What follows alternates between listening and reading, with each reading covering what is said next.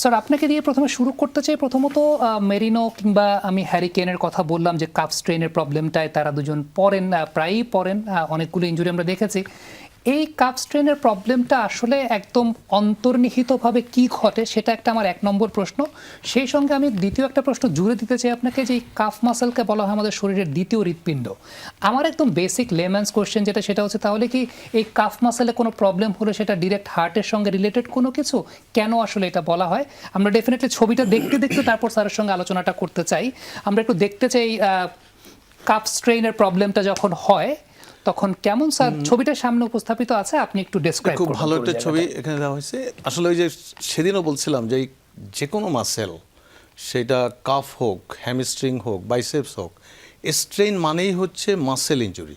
জি, আর বলছিলাম যে স্প্রেইন মানে হলো লিগামেন্ট। সো এখানে স্ট্রেইন যখন কাপ মাসেলের ইনজুরি। কাপ মাসেলটা সবচেয়ে বিগ দুইটা মাসেল, একটা হলো এই যে সোলিয়াস, একটা গ্যাস্ট্রোকনেমিয়াস। জি। দুইটা মাসেল একসাথেও হয়ে টেন্ডোক্যালকিনিয়াস হয়ে আগের দিন আমরা এটা আলোচনা করছিলাম।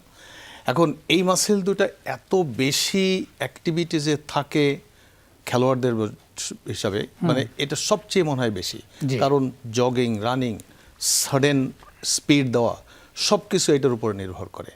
কারণ সে জিরোতে আছে, বলটা ধরে আছে, সে যখন স্পিড নেবে প্রচণ্ড চাপে এটার উপরে ভরে তারপর দৌড় দিতে হয়। জি। এই জন্য এই জায়গাটায় যদি সে ওই যে আগেও বলি যে সবসময় যে জেনারেল রুল, যে সে যদি ভালো এই মাসেলের স্ট্রেংথ না থাকে, ওয়ার্ম আপ না করানো থাকে, সাডেন এটা স্ট্রেন হয়ে যাবে।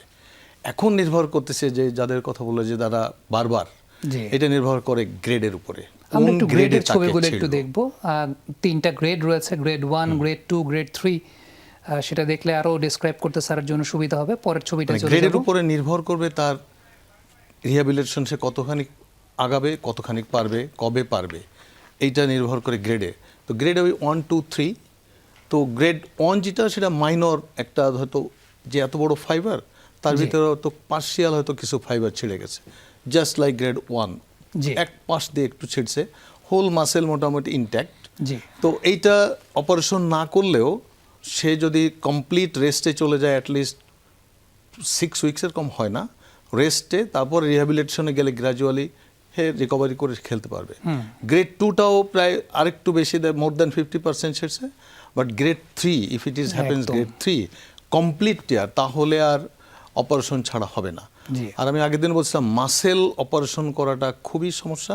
কারণ এই মাসেল টু মাসেল আমি যখন সেলাই দিব, ওই সুসার ম্যাটেরিয়াল তো থাকবে না। জি। যদি এই যে স্ট্রেনটা যদি ঠিক এই যে junction between tendon and muscle হয়, তাহলে একটু ভালো।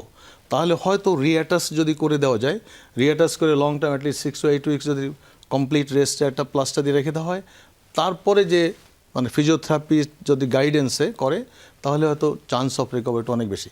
কিন্তু এরকম কমপ্লিট টিয়ার যেটা হয়, এই মাসেলে তো সেলাই করা খুবই হবেই না, থাকবে না। অতএব সেক্ষেত্রে এই রিহ্যাবিলিটেশনটাই ইম্পর্টেন্ট। আর তাকে রেস্ট দিয়ে সে যতক্ষণ পারে, তবে ফুল আর খেলাতে ফিরে আসা তার জন্য মুশকিল। তো ওদের যা মানে যে কটা হচ্ছে, আমার খুব সময় গ্রেড 1 অথবা গ্রেড 2 পর্যন্ত, জি। এই জন্য তারা রিকভারি করে ফেলতেছে।